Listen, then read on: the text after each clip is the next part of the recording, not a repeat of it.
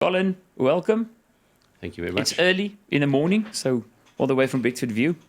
You can maybe just sit a bit to this side for the radio there, for the mic. Perfect. So 3 of your children, of the 4 children, is having Duchenne muscular dystrophy. Okay, so it's not... So explain to us first what it is. Okay, so there's 2 children with the Duchenne, but I'll explain all the children shortly. Okay. So Duchenne is a very interesting genetic condition. It's genetic, so it comes from the cells, so it's cellular level. So from the very first inception of the child's making, that condition exists. It typically happens through carriers, so my wife is the carrier of the condition. And sometimes it happens through a spontaneous mutation, which is about a third of the time. So it can happen to anybody at any time. That's really the story. It's not genetic. It is genetic. It is a genetic. It is genetic, yeah. Okay. It's X-linked, so it's the female chromosome linked. And what this does, it's the chromosome or the recipe for making the protein that makes muscle. Okay. So that is defective, and by that being defective means the muscles are defective, so they're not as strong and as versatile as normal children and normal adults. And as a result, there's a degradation of strength and muscle use, and that also, because hearts and lungs use muscle function to operate, that's ultimately what the biggest challenge is, to manage their heart and lung function. And they say they have medical problems with the heart and lungs. So yeah. What's their age? So Justin now is 15. Okay. And Joshua is 11. And then we have 2 other children, Jessie and John. So Jessie is 11, she's a little girl. Sorry, she's 10, little girl, and then John is 7. So Jessie may be a carrier. She may be like her mother, because it can happen to anybody of a known carrier family. And her consequence is that she'll probably, if she's a carrier, then she'll have the same decisions to make that we have about children, and the same possibilities. If she's not a carrier, obviously life goes on, and that is possible. Now, everyday activities as a family, it must differ totally from normal families. Yes and no. There are certain constraints that you have to consider when you operate as a family with Duchenne, and the biggest challenge is mobility. So because their muscles are weaker, Justin currently is now permanently wheelchair bound. So he lives in his wheelchair on a day-to-day basis, and anything that's not accessible through wheelchairs is obviously a problem. So we're fortunate enough to have managed to buy 2 wheelchairs for Justin. So he has a chair that he uses around the house, which he basically gets around. It's very compact, it's very versatile, it turns on its own axis, so basically it's like a person moving around, it's slightly bigger. And then there's a very fancy 4x4 chair that we use for outings, so we can do some outdoor adventures. We can't do hikes and trails, but we can certainly do some beach, we can do some of the outdoor areas, parks and whatever. So he's relatively, he has accessible like that, but even that has limitations. I must get you to phone Matthijs Roots, he's an Afrikaans singer. And what they're doing, they're converting Segways into seating Segways, and then you can do mountains and beaches. Seg-free, yeah. I have actually met with him.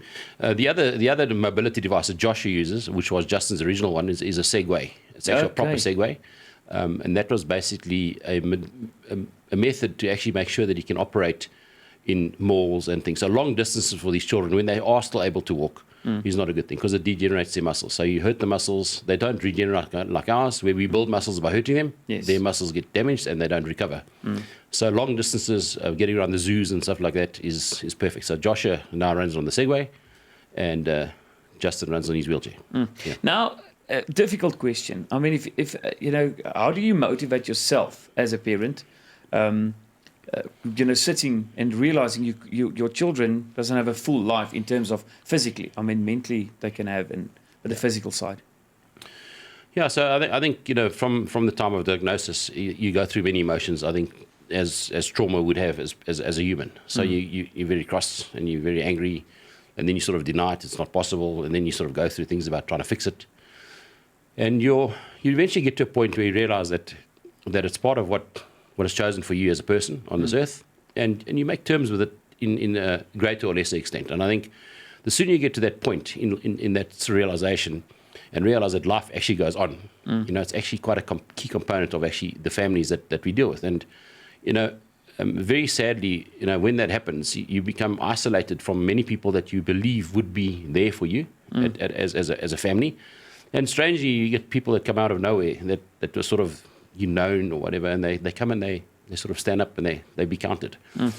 So yeah, we're very fortunate like that. We've also met a lot of different people, and you also have daily activities. So a lot of the things that we've done as a family, and I think that's really been the lesson for us, is that we've done things that everyone sort of procrastinates about. The normal people that believe they have all the time in the world to do what they like, and they'll eventually get around to it.